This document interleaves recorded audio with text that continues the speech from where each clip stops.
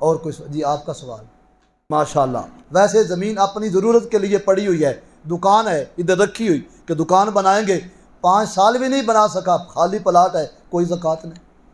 جب ہی بیچنے کا ارادہ ہو جائے گا تو اس وقت فوراً زکوٰۃ کا حکم نافذ العمل ہو جائے گا۔ جی اور کوئی سوال؟ ہم سادات کو بھی زکوٰۃ نہیں دے سکتے، سادات کرام کو کوئی غیر سید بھی زکوٰۃ فطرانہ فدیہ نہیں دے سکتا۔ ہاں البتہ سادات کرام کمزور ہوں مالی طور پہ تو ان کی خدمت کرنا دوسرے لوگوں پہ واجب ہے، واجب ہے۔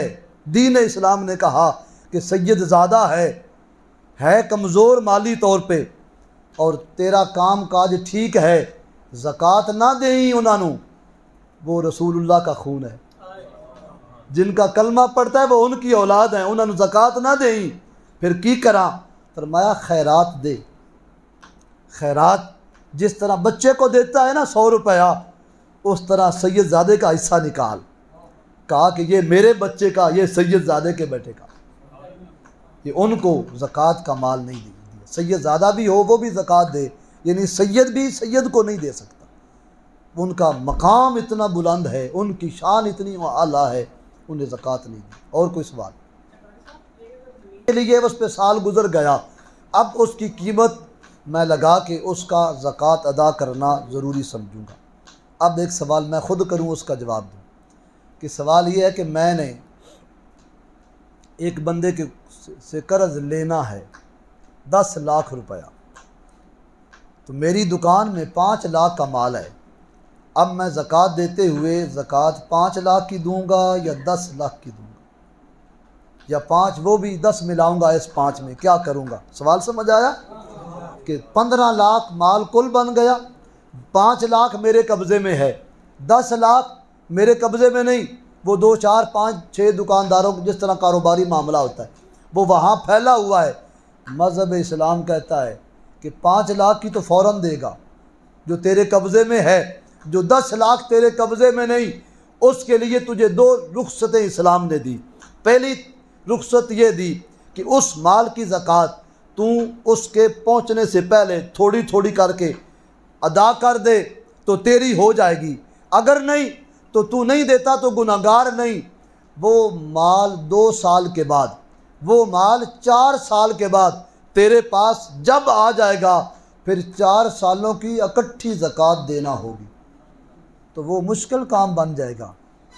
4 سالوں کی اکٹھی ذرا پیسے زیادہ ہو جائیں گے تو شیطان جا کے رہن دے، اینے پیسے بن گئے اگے 4 سالاں پیچھے لبے نے تو بچوں زکوٰۃ دینا پیچھے بچنا کیے ہیں جی، اے مشورے مفت دے انجی راجاندے بیکار۔